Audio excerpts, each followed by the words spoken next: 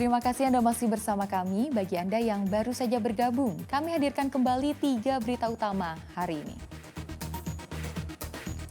Diduga akibat remblong, seorang pengendara mobil menabrak 4 motor di Kabupaten Semarang. Seorang pembobol minimarket di sejumlah wilayah di Jawa Tengah dan Jawa Barat memakai uang hasil mencuri untuk membeli emas serta kebutuhan lebaran. Gua Kreo Kota Semarang sajikan panorama indah dan wisata sejarah.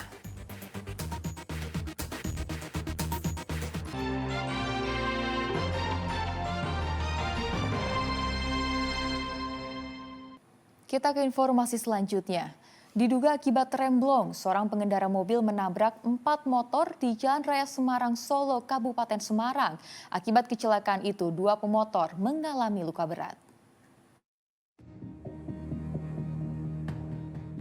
Selasa siang, sebuah mobil minibus yang melaju dari arah Semarang menuju Solo tiba-tiba menabrak 2 sepeda motor di Jalan Soekarno-Hatta, Kecamatan Bawen, Kabupaten Semarang.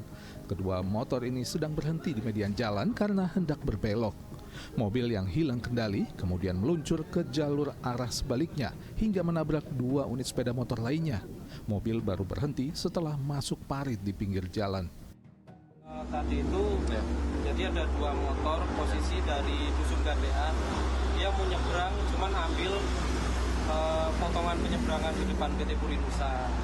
Waktu pas 2 motor ini berada di tengah jalan, itu posisi dia udah benar, motor ini udah di tengah-tengah, udah nggak ambil jalur kanan atau kiri. Selang berapa waktu tiba-tiba ada kendaraan mobil Thalia entah mengantuk langsung nabrak posisi dari belakang. Ya udah langsung gitu aja mas. Terus yang dari lawan arah itu kalau nggak salah ada 3 motor juga yang kena ikut tertabrak sama mobil Thalia ini. Kemungkinan mengantuk mas. Kecelakaan antara 1 unit mobil dan 4 unit motor ini mengakibatkan 2 orang terluka. Keduanya dirawat di rumah sakit Ken Saras, sedang korban lainnya memilih untuk rawat jalan. Tahu saya tapi motornya itu ada 5. Terus untuk korban yang memang terkapar nggak bisa berdiri itu ada 2. Kalau yang patah tulang kayaknya ada 2 orang, 3 orangan. Satuan Lalu Lintas Polres Semarang yang menangani kasus kecelakaan ini menyatakan mobil yang menabrak dikendarai oleh Iwan, warga Semarang. Menurut keterangan pengemudi minibus, mobilnya saat itu mengalami remblong sehingga pria berusia 56 tahun itu mencoba untuk mengarahkan mobil ke sisi kanan jalan yang berimbas menabrak 4 pengendara sepeda motor. Yulianto melaporkan dari Kabupaten Semarang. Bagi Anda penggemar wisata sejarah, Gua Kreo bisa menjadi pilihan. Tidak hanya keindahan panorama alam, Gua Kreo di Desa Kandri, Kota Semarang memiliki warisan sejarah yang perlu dilestarikan. Selama perjalanan menuju Gua Kreo, pengunjung disambut ratusan kera.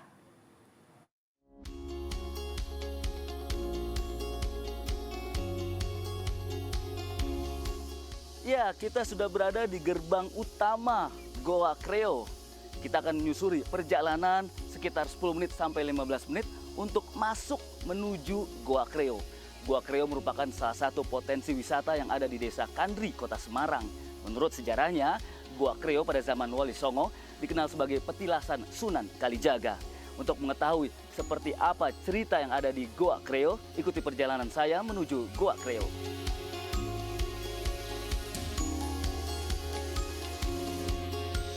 Goa Kreo menjadi alternatif lokasi berlibur warga saat akhir pekan. Selama perjalanan menuju Goa Kreo, pengunjung disambut ratusan kera ekor panjang. Bahkan, guna menyambut tamu, pengelola wisata Goa Kreo menyiapkan atraksi panjat pinang kera. Wah, lucu ya. Meskipun hewan liar, kera ekor panjang ini tidak pernah berbuat nakal. Primata jinak ini tidak akan menyerang ataupun melukai manusia. Untuk menuju Goa Kreo, Anda harus menuruni ratusan anak tangga. Jadi pastikan kondisi Anda harus benar-benar sehat ya. Begitu tiba di jembatan, biasanya menjadi lokasi favorit swafoto. Tidak jauh dari jembatan, kita akhirnya menemui mulut Goa Kreo. Dalam sejarah Wali Songo, goa yang memiliki kedalaman 25 meter serta tinggi 2,5 meter ini dipercaya sebagai petilasan Sunan Kalijaga saat mencari kayu jati untuk membangun Masjid Agung Demak. Iya pemirsa, saat ini saya sudah berada di depan persis mulut Gua Kreo dan di sebelah saya sudah bersama Bapak Danu Kasno selaku pengelola wisata Gua Kreo. Pak Danu ini akan bercerita sekilas tentang Gua Kreo. Ya Pak, saya pengen tahu nih Pak, kenapa dinamakan Gua Kreo sih Pak? Nah, Gua Kreo ini petilasan dari Sunan Kalijogo. Pada waktu membawa kayu jati menuju ke Demak, beliau ini mampir di sebuah gua ini ya. Sebuah gua ini beliau melakukan ritual semedi dan semedi minta petunjuk kepada Yang Maha Kuasa bahwa kayu ini supaya bisa dibawa sampai ke Demak karena kayu ini nyangkut. Ya, kemudian kedatangan 4 ekor kera. Nah, 4 ekor kera ini ingin membantu Sunan Kalijogo membawa kayu jati menuju ke Demak, namun tidak diperbolehkan.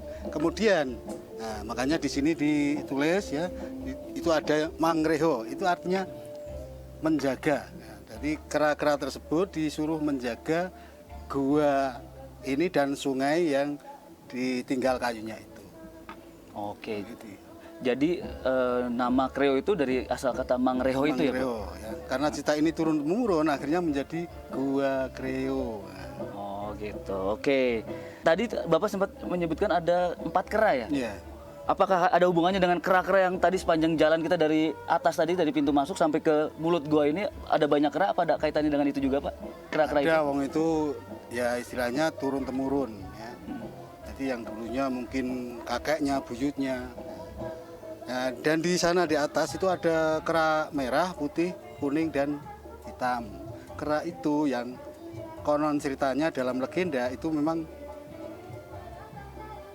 ingin membantu Sunan Kalijogo itu membawa kayu. Oke, baik. Dan sementara ini Gua Kreo ini hanya dijadikan tempat wisata aja, atau kadang ada juga warga setempat mungkin yang melakukan ritual di sini, atau gimana Pak biasanya Pak? Ya, di samping buat wisata, setiap setahun sekali, khususnya warga Talun Kacang, warga Kandri ini melakukan ritual selamatan. Ini karena ada kaitannya juga dengan sejarah atau tema yang dilakukan oleh Sunan Kalijogo. Itu ya, ada yang namanya nyadran, terus ada yang namanya sesaji rewondo. Sesaji rewondo ini memang dilakukan setahun sekali, pas hari raya Idul Fitri yang ketiga, hari yang ketiga. Dan apapun kalau ada biaya dari pemerintah, ada subsidinya, itu dilaksanakan hari ke-7. Mayoritas pengunjung mendatangi Gua Kreo untuk liburan, menikmati keindahan panorama alam, sekaligus melestarikan warisan sejarah Gua Kreo. Pengunjung tidak hanya warga lokal, melainkan pendatang dari luar Semarang. Pak Sanwar, Pak Sanwar dari mana? Kembang Arum, Ranggen, Demak. Oke, Pak Sanwar udah sering ke Gua Kreo atau baru pertama kali? Saya sudah sering sekali sejak 2001. Kenapa Bapak tertarik bolak-balik ke Gua Kreo ini Pak? Ya, sekarang kan udah semakin bagus. Ya, sarana untuk hiburan. Dengan Mas siapa? Mas Galen, Sekalian dari mana? saya asli sini Gunung Pati, Kelarang agak ke sana sih Pak. Udah sering ke Gua Kreo atau baru pertama kali? Baru 2 kali ini sih. Berarti udah pernah juga ke sini? Iya, Ke sini pernah. Mas siapa Pak sekarang? Sini dulu sama temen, Kalau sekarang? kalau sekarang sama istri sama anak, Oh, lagi liburan ya? liburan. Kenapa tertarik pengen datang lagi ke Gua Kreo ini Pak? Ya ngisi luang waktu aja Pak, sih kan libur, sama-sama libur. Daripada di rumah ngajak anak jalan-jalan lah. Masuk-masuk ke gua itu jarang, jadi ya bagus, lumayan lah. Selain pemandangan indah serta udara sejuk, pengunjung juga bisa menikmati hamparan danau Waduk Jatibarang yang mengelilingi Gua Kreo. Waduk dengan luas genangan 189 hektar serta luas tangkapan 54 km persegi ini berfungsi sebagai penampung air pengendali banjir, budidaya ikan, hingga destinasi wisata. Ramadan Wibisono dan Muhammad Khadafi melaporkan dari Kota Semarang.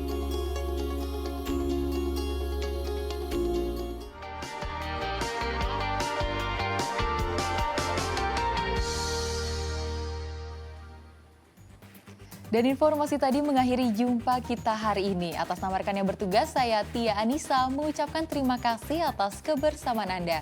Selamat beraktivitas dan sampai jumpa.